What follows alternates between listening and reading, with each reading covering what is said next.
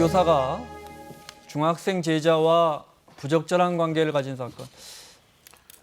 법원은 무죄를 선고했는데 경찰은 무혐의 판단했는데 13살 학생이 13살 이상이고 그러니까 중3 본인이 동의한 관계라면 괜찮다는 겁니다. 근데 일각에서는 또 그럼 남자 교사와 여중생이었으면 무죄였겠느냐 뭐 이런 주장도 나오고 짚어보겠습니다.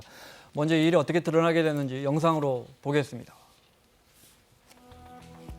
충북의 한 중학교인데요. 여교사 A씨가 지난 학기 초부터 제자인 중3 학생과 여러 차례 부적절한 관계를 이어왔다는 겁니다.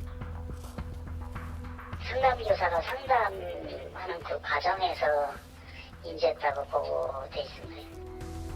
지난 6월에 이 사실이 알려지면서 학교에서는 일단 비군 부모에게 통보했고요. 경찰에게 통보하고 여교사 A씨를 출근하지 못하도록 했습니다. 물리적으로 이제 뭐 학교 내에서 선생님과 학생이 접촉하지 않게끔 하는 거죠. 교원을 업무에서 배제를 시키는 그런 형태. 고사를 인지하고 바로 그 즉시부터 아마 확인이 되고 그 즉시부터 조치가 된 걸로 알고 있습니다. 30대 여교사고 같은 학교 제자고. 그렇죠. 네, 중학교 같은 3학년 학교죠. 학생과 관계를 예. 맺어왔다. 그렇습니다. 부적절한 관계를 맺어왔고요. 물론 학교 밖에서 그랬고 학교 교사는 부임한 지 얼마 안 된 신임 교사예요. 그래요? 신임 네. 교사고 그래서 학교 측에서 인지를 하게 됐는데 상담 과정에서 인지가 된 걸로 알려지고 있고요. 인지하고 나서 경찰에 신고를 했고 그리고 학부모에도 알리고 그다음에 이제 교사는 출근을 못하도록 지금 막아놓은 상태고요. 그리고 교육청에도 징계를 지금 요청하는 상태 이렇게 알려지고 있습니다. 네. 그런데 학교에서 경찰에 알렸고 네. 경찰에서는 무혐의 처분했어요. 그러니까 일단 우리나라 형법 책에서 성범죄 관련해서요. 이제 성적 자기결정권을 행사할 수 있는 나이에 대한 기준이 있습니다. 네. 그게 13세 미만이라고 돼 있어요. 그러니까 이 피해자가 13세 미만의 경우에는 네. 합의하에 성관계를 해도 의제 강간죄를 적용을 해서 처벌을 하게 되는데 네. 13세 이상이라면 합의를 하면 최소한 저 미성년자 의제 강간죄 규정으로는 처벌을 못 하는데 네. 일단 지금 이 선생님과 이 중학교 3학년 남자 학생은 둘이 사랑하는 사이였고 4개월 정도 사귀었고 네. 합의하에 성관계를 가졌다라고 진술을 했고요. 양 당사자의 진술이 일치한 상황입니다. 그렇다면 네. 일단 미성년자 의제 강간죄로는 처벌하는 게 불가능하기 때문에 일단 불기소 의견으로 정리한 것 같습니다. 만 13세 이하와 성관계를 가지면 어찌됐건 무조건 네, 처벌이고. 무조건 그렇죠? 처벌입니다. 묻지도 따지도 않고 처벌하는 네. 거죠. 만 13세가 넘는 예를 들어 중학생이다 이렇게 네. 쉽게 이야기해 보죠. 이제 본인이 합의했다는 거 네. 중요하고 특히 이 경우에는 내가 선생님과 사귀고 있어요라고 학생이 네, 진술해요. 4개월간 사귀고 있었다는 진술까지 했기 때문에 네. 이제 보통은 이제 미성년자 의제강간죄 그 이후의 나이 13세 이상이 돼버리면 이제 위계나 위력에 의한 간음 같은 경우에 처벌할 수 있거든요. 네. 그러니까 속임수를 이용해서 간음을 한다라고 하면 처벌을 하는데 사실 이게 속임수가 있다라고 지금 보기에도 좀 오기 어려운 사람 말이죠. 네. 그러다 보니까 일단 성폭력 범죄로는 처벌을 못하는 상황이 된 겁니다. 그런데 제 기억에도 과거에 보면 어떤 건 또 처벌하고 어떤 건 또 처벌 안 되고 이러더라고요. 맞습니다. 네. 한 사례가 있는데요. 이게 남자 40대 학원장인데 학원장이 그 사건 압니다. 네, 여자 중학생 이제 학원에 다니는 중학생이죠. 그 학생과 대구에서 합의된 성관계를 했다고 주장을 했었죠. 네. 그래서 불기소 처분이 됐었어요. 그 당시에도.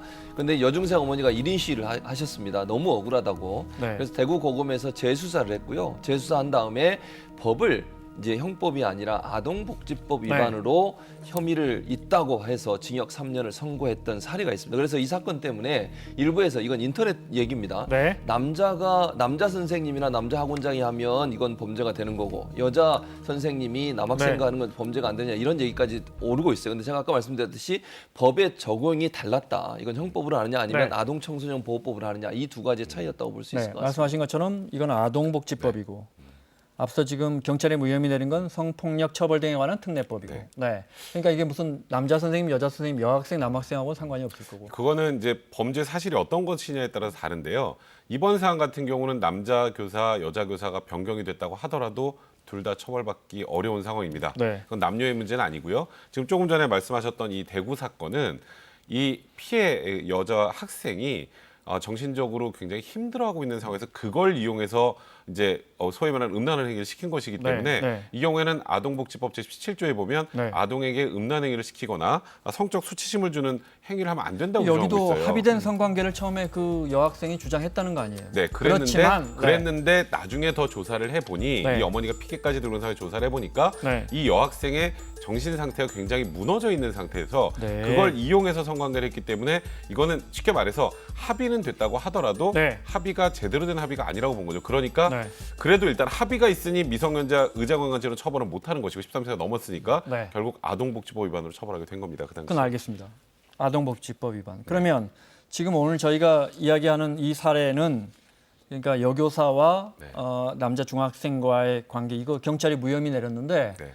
검찰에서 그러면 아동복지법으로 다시 수사하세요 이렇게 재지휘하면 어떻게 됩니까? 이거는 조금 사안을 좀 더 저희가 자세히 들여다봐야 되고 지금 주어진 사실관계만 가지고 제가 단언하기는 어렵습니다만 아동복지법 위반으로 처벌했던 사례가 하나 있었습니다. 2015년에 13살 소년과 네. 성관계를 가졌는데 네. 그때도 합의한 성관계라고 양자가 주장을 했어요. 근데 그때 하나 이 13세 아이가 뭐라 그랬냐면요. 합의하에 갔긴 했는데요. 제가 되게 수치스러웠어요. 네. 근데 이제 그게 보면 아동복지법 17조 2호에 보면 성적 수치심을 주는 성희롱 등의 성적 학대행위라고 돼 있거든요. 그러니까 이 아이가 13세 딱 13세 이제 의제강간죄 적용할 라인 넘었지만 네. 본인이 성적 수치심을 느꼈다고 하니까 이건 아동복지법으로 갈 수 있었는데 이번 사안 같은 경우는 아이가 이제 15세입니다. 네. 15세고 지금 진술이 교사와 이 피해 아동이라고 하긴 아직 피해 아동이라고 하기도 어렵겠네요. 네. 진술 자체가 지금 완벽하게 일치하고 있는 상황이기 때문에 여기서 아동복지법을 적용을 할 수 있을지 그에 대해서는 좀 의구심이 좀 있는 그런 상황입니다.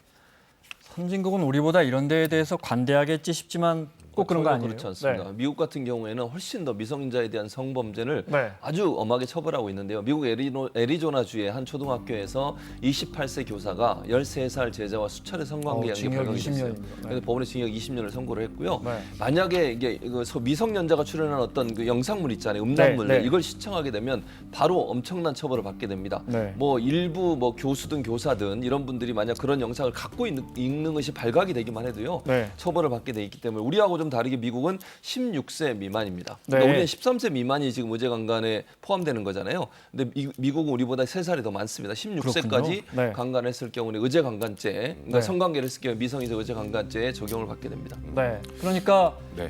쉽게 말하면 우리는 13세 미만하고 성관계를 가지면 뭐 따지지 않고 형사처벌하는데 오히려 선진국들은 15세나 16세 미만이더라. 네. 그러니까 이 성적 자기결정권을 행사할 수 있는 나이가 언제인가 이거에 네. 대해서는 이제 여론과 입법자들의 의지를 가지고 이제 결정을 하는 건데요. 유사한 일들이 많이 벌어지다 보니까 우리도 미성년자 의제강간죄 나이를 올리는 방법으로 네. 개정을 해야 되는 게 아니냐는 얘기가 굉장히 많이 있었어요. 그런데 이런 문제도 좀 있을 수 있습니다. 의제강간죄 나이를 뭐 그냥 미성년자 다 해서 19세까지로 올릴 수 있죠. 네. 그러면 20세 성인과 19세 여성이 합의하에 서로 사귀면 성관계를 한 경우를 이걸 네. 강간죄로 처벌해야 되느냐.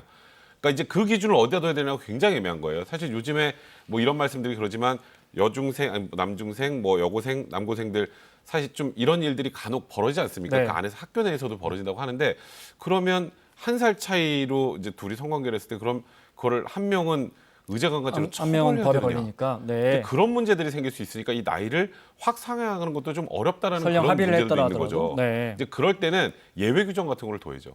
그러니까 알겠습니다. 예외 규정을 어떻게 만들지에 대한 논의는 계속 될 것 그게 같습니다. 이제 뭐 18세까지 안 가고 네. 만약에 지금 미국과 영국, 호주, 캐나다와 비교해 보니까 죄송합니다.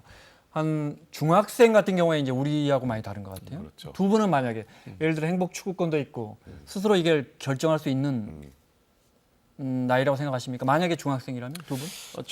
저는 아니라고 생각해요. 왜냐하면 네. 이게 좀 기준을 올려야 한다. 지금 기준을 네. 어떻게 보냐면 이게 신체가 커졌다는 것을 많은 부분 지금 얘기를 하고 있는데요. 사실 학생들 같은 경우는 신체는 커졌어도 정신적 연령은 예전하고 그렇게 큰 차이가 없다고 저는 보거든요. 그래서 이게 13세는 저는 너무 낮다고 생각해요. 제 개인적으로는 외국의 기준처럼 16세 정도로 오는 네. 19세까지는 저는 그건 좀 너무 많다고 생각이 최소한 들고 중학생은 중학생 졸업할 때까지는 일정 중학생까지는 부분 네. 왜냐면 이게 사랑한다는 감정 감정을 느끼는 것이 뭐 성인이 느끼는 것과 어린아이가 느끼는 게 좀 다를 수 있잖아요. 그리고 성적 자기 결정권이라고 하는 것이 어린아이가 느끼는 부분이 일정 부분 좀 제한될 수도 있다. 그러니까 올바른 판단을 하는 것이 일정 부분 흐려질 수도 있다는 기준을 우리가 적용한다고 하면 중학생 정도까지는 네. 저는 의제 강간죄의 기준을 좀 높이는 게 필요하지 네. 않겠나는 생각이 듭니다. 교수님 말씀처럼 높이면 이제 오늘 우리가 이야기했던 그 사례는 처벌 대상이 처벌이 되는 대상이 겁니다. 되는 네. 거죠. 근데 사실 이 미성년자 의제강간죄 나이를 올리는 건 그렇게 단순한 문제는 아니에요. 제가 말씀드렸던 것처럼 저도 일정 부분 올리는 거에 대해서 찬성은 합니다만 네.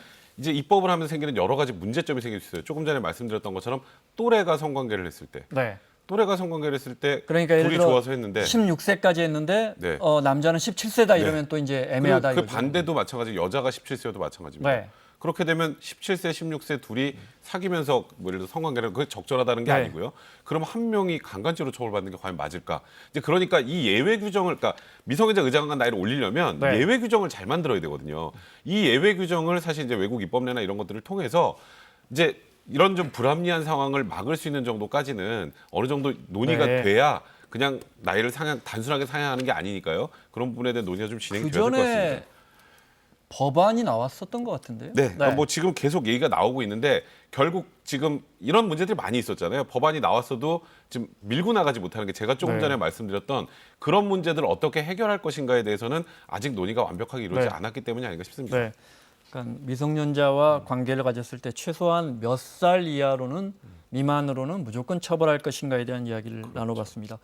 해당 교사가 법적인 처벌은 피했지만 예. 그 교육청에서 예, 교육청의 그 처벌은 기다리고 아직 있는 기다리고 거죠? 있는 네. 겁니다. 근데 저는 해임당할 가능성이 높다고 봐요. 왜냐하면 2010년에도 비슷한 사례가 있어요. 아, 그래요? 2010년에 네. 30대 여교사하고 그건 중학교 이제 3학년 교육적 측면에서의 처벌인 처벌이죠. 거죠. 그러니까 선생님으로서 근무하는 게 적합하냐 하는 부분에 대한 판단이라고 저는 보는데 네. 2010년에도 비슷한 사례 30대 여교사와 중학생이 성관계를 가졌는데 그때도 무혐의로 처벌을 안 받았어요. 네. 형사적 처벌은. 그러나 교육청에서 해임을 했던 경험이 있기 때문에 이번에는 이제 교육자로서의 자세에 대한 관점에서 판단을 하기 때문에 해임될 가능성이 높다고 네, 보여집니다. 알겠습니다.